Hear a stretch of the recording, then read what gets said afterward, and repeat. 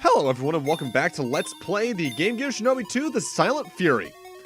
In the last part we started off the game, and now we're heading back into the building stage in order to get the final of the elemental crystals so that, we can go do why this part is labeled finale, go fight the enemy and whatever the name of their base is. I don't think it's Neo City again.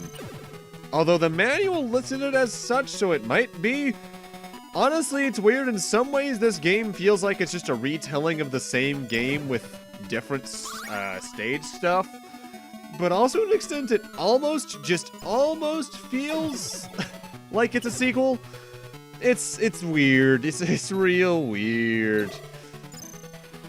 Honestly, in going back through this stage, though, there is a lot of Metroid-like moments in this game to me, but what I mean by that is, depending on the order you go to stages and how fully you explore them on your first run-through, there's quite a couple of moments that are like moments from Metroid where you'll get something later on, i.e. like a certain Shinobi's technique or ability period, and go, oh, I know where I can use this.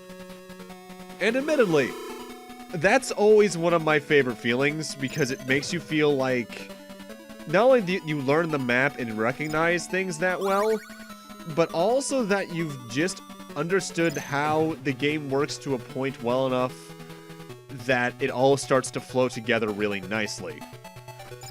One of my favorite instances is, I think it was when I was first playing... Samus Returns through the first time. Back in, what was that, 2017, 16, one of those two-ish. And I got to the point where the baby Metroid is like, hi, you're my mom, I'm gonna follow you forever now. And you first go through one of those particular wall types the baby Metroid can take care of, and I had the moment of, oh! With all the prior areas where I remembered seeing that. And that's when I realized, oh god, 100% means backtracking that much in this game, does it? Well, at least I'm used to that by now, thanks to Fusion Zero Mission. I have problems with how those games do 100%, but at the same time, I don't care because the core experiences are solid, just like this game. Either way, this is definitely one of the odder rooms in terms of finding the crystal, because it's a giant blue Shinobi swing maze, and I use maze loosely because you just have to get to the top right. But it really gets into one of the more awkward parts of how they have to design the swinging mechanic for the blue Shinobi. Because the thing is, you can never gain height when you're using the swinging. The swinging is basically automatic. The next time you have control is when you next shoot out the chain. And because of that, there's no real interesting, like, momentum-based stuff they can do with it. You just have to... oh boy, I better not miss any of my shots here, otherwise I'm not gonna die or anything. Also, here's what happens if you didn't get the teleport block in the stage. You go right back to the start with red tech. Shit. Well, I had to walk all the way back, and for those who were wondering where it was right here. Right next to the boss door. Okay. With that, though, that is all 4 main stages done. The red crystal's hidden in the enemy's base. I guess there's a 5th elemental crystal. Cool. Alright. Welcome to the enemy base. This game's equivalent to Neo City from Game Gear Shinobi 1 in a couple of ways. Similarly to that stage, we have a shitload of rooms here. 26 to be precise, each labeled with an alphabetical letter. Each one has a relatively unique challenge or remixes one from prior stage in such a way that you need to use the particular Shinobi to get around it. For instance, this room is very pink-based because you need to use their ability to cling to ceilings in multiple places. With that said, this is definitely a better stage than Neo City for a couple of reasons rather. One, each room is much more visually identifiable as its own entity than the various instances of similar looking rooms in Neo City. Two, I think in terms of stage structure, it's a lot more linear. There's only a couple of rooms that really loop around to each other. And thirdly, I feel they're more generous in terms of a difficulty curve within the very area. There's still a lot of instant kill stuff here, don't get me wrong, and the ending of it's quite a bit harder than anything else we've seen thus far. And you're definitely going to need to use your techs a lot while you're in here. But I do think it's ultimately the easier stage. With that said, similarly to Neo City, you're also going to be refighting. I think in this case, all of the main 4 bosses we've fought thus far in these stages, I don't think there's one that's optional this time around. Maybe? Actually,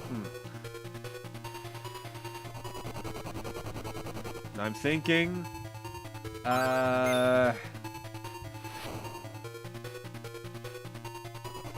I think you're guaranteed to at least fight 2 of the bosses, no matter which route you take now that I think about it. Because I think there's technically 2 distinct, very fast routes through here that only take 14 of the 26 rooms to go through. If memory serves, in fact, you know what? I'm going to check the Game Facts guide real quick that I used as potential reference when recording the gameplay.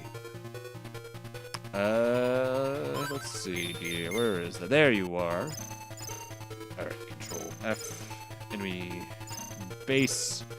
Wow, yeah, actually, yeah. 2 routes of 14 rooms. Either A to B to C to C's upper door, to D to F's upper door, to the armadillo fight, which is the one I'm doing, to L to P's lower door, to F's lower door, to the spider robot, to M to P's upper door, to R's upper door, to T to U, which is the final boss area. And then the other one is A to B to C's lower door, E to G's upper door, the worm fight, N to Q's upper door, to G's lower door, to the robot fight, to O to Q's lower door, to S's right-hand door, to T to U. Okay. With that said, these boss fights in here aren't any harder than they were in their initial fight. They don't do more damage. They don't have more health. It's just the boss fight again. With that said, something I haven't talked about yet, this game does actively at least have some sort of cheat code in that while there's the standard passwords that are like, here's this ninja with this crystal set sort of deal, there is noticeably one unique password, and that's the sound test. Enter the password EDA10 and then press 1 and 2 and hold start to enter the sound test. Which, you know, is useful because this game's got a decent soundtrack. I don't know if I prefer this or Game Gear Shinobi 1's soundtrack. There's no easy way to say either title. Game Gear, Shinobi for the Game Gear is probably the easiest way, to be frank.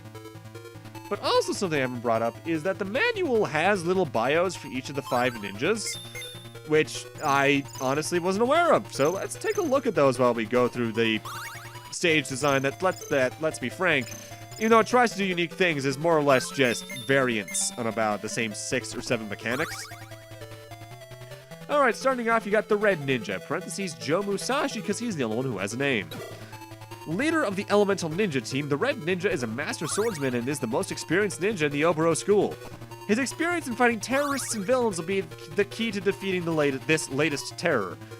So are they just outright saying that Red is the Joe from the mainline games or something? I'm not gonna think about it too hard, the lore doesn't matter that much.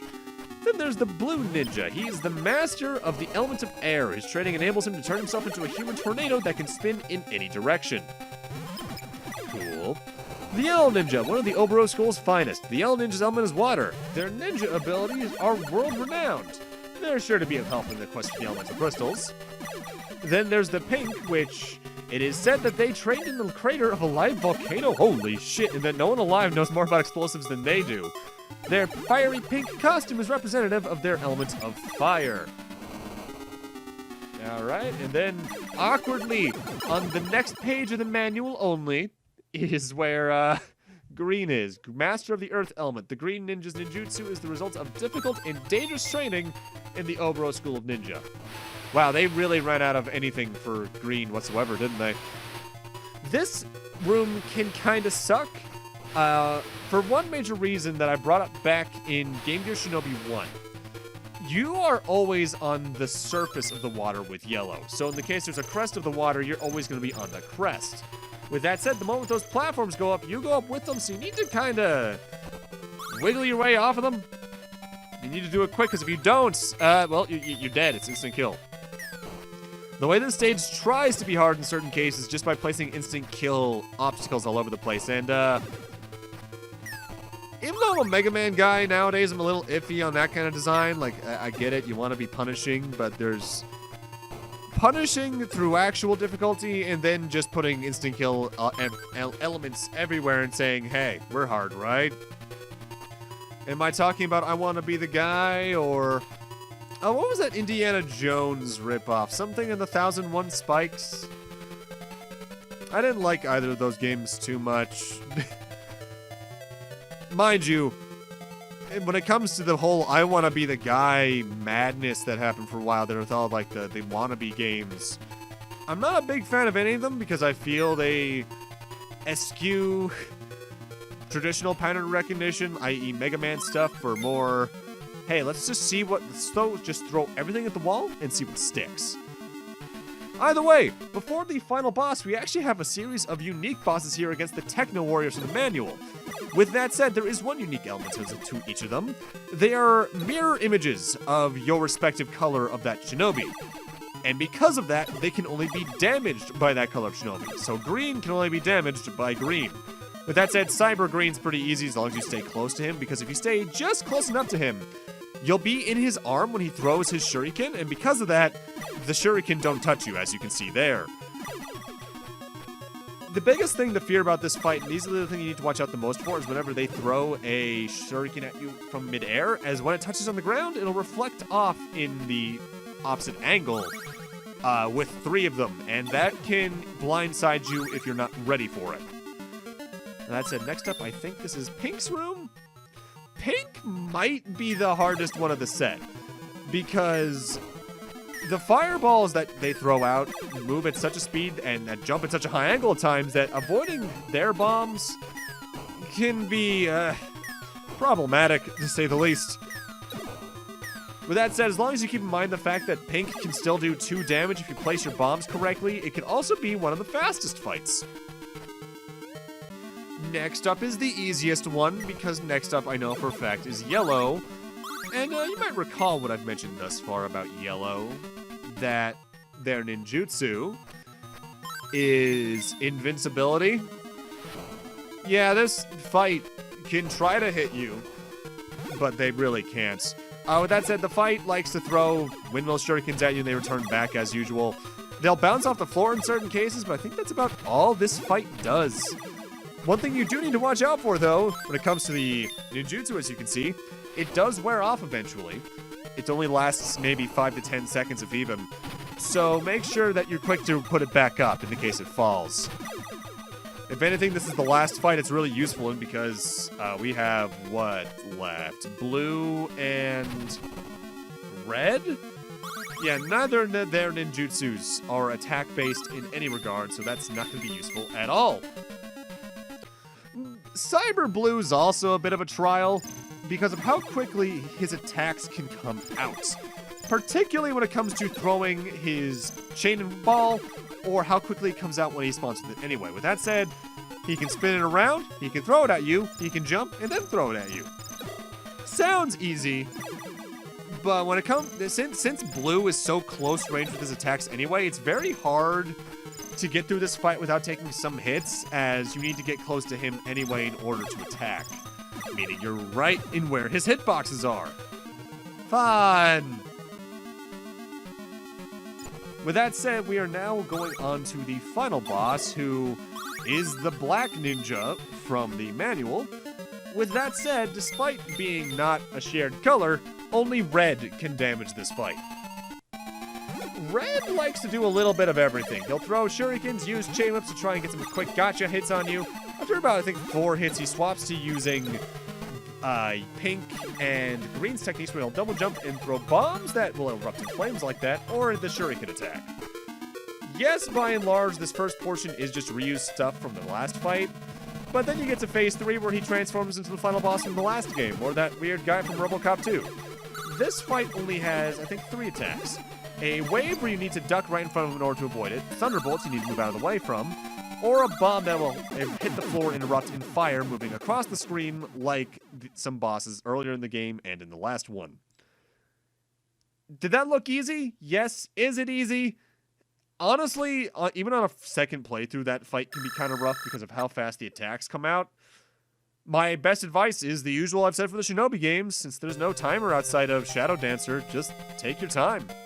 The 5 ninjas recover the last and final crystal.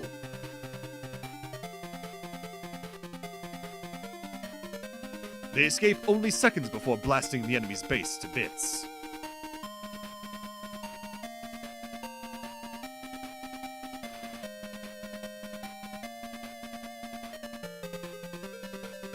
And that's Game Gear Shinobi 2. It's definitely an improvement from Game Gear Shinobi 1, as I think the enemy base in this game is such a more tolerable stage than Neo City in the first game. I think the main levels are really interesting and in regards to the whole Metroidvania aspect as well, as yes, the paths are limited, but they definitely do better for exploration than I think I've seen most other games do that tried to. At least on a handheld that was as limited as this. They do better, honestly, in certain regards than Metroid 2, I feel. Mind you, I also am just not that fond of Metroid 2, so that might just be me. It's good, the music's good. With that said, these aren't Shinobi games I think that are super essential if you're a fan of them. I'd say only check them out if you're super interested. With that said, they're both on the Game Gear, and I think both on 3DS Virtual Console. But with that, I'm going to need to end this off here. Thank you guys for watching, have a great night, take care, and next up, we're heading into the big games. See you guys then.